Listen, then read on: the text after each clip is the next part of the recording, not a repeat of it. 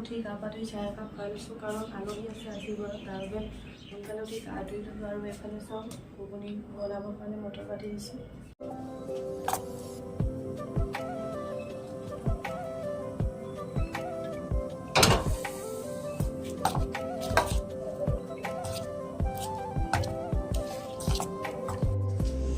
এইফালে মোৰ আটা সেনোৱা হৈ গ'ল।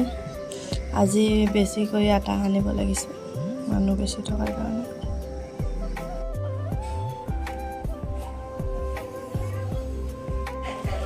ঘুগুনি বহাই দিছোঁ মই, হোৱা নাই এতিয়ালৈকে।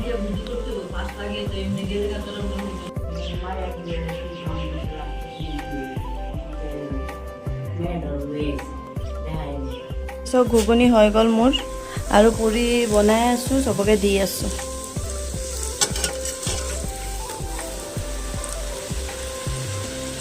পেলাই চাওকচোন পুৰিটো ইমান ধুনীয়াকৈ ফুলি আহিছে।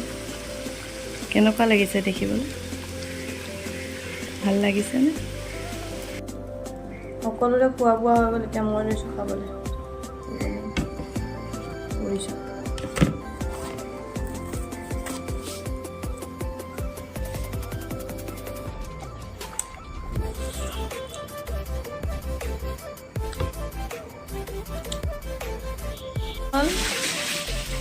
দালি আৰু পনীৰ, ইয়াত বেঙেনা ফ্ৰাই কৰিম। আজি মঙলবাৰৰ কাৰণে মাছ মাংস নাই, মানুহ আহিছে, কি কৰিম, নিৰামিষ খুৱাবলগীয়া হৈছে।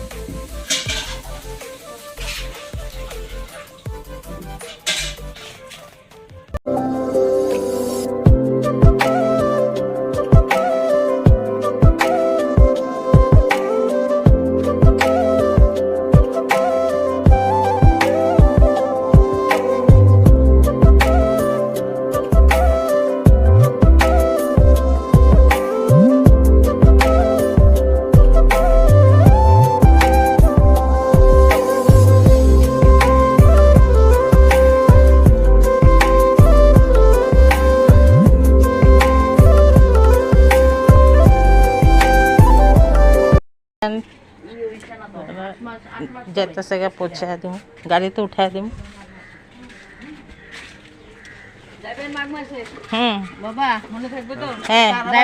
বৌদিরা বাতি দিলে অকলটা দেখে আইবা, আর দাদা আইব, এটা একটু শক্ত না হইলে আইতে পারতো না।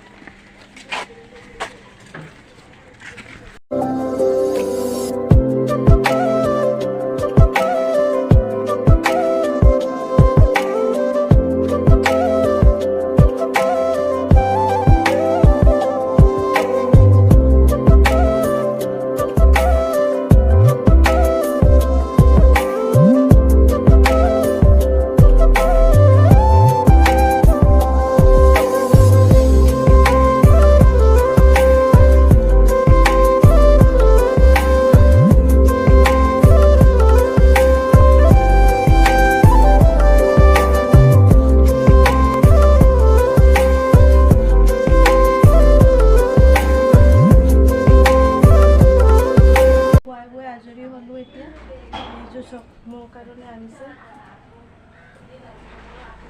কাৰণে আনিছে, আৰু এইটো বগৰী আচাৰ বনাই দিছে। কেনেকুৱা লাগিছে কাপোৰযোৰ ক'ব আপোনালোকে। আজি ইমানেই, মোৰ কাৰণে আনা নাই, মাৰ কাৰণে আচাৰ আনিছে, বগৰী আচাৰ। কেনেকুৱা লাগিছে ক'ব। আজিলৈ ইমানেই। আমাৰ চেনেলটো যদি ভাল লাগিছে লাইক শ্বেয়াৰ আৰু ছাবস্ক্ৰাইব কৰি দিব। বাই।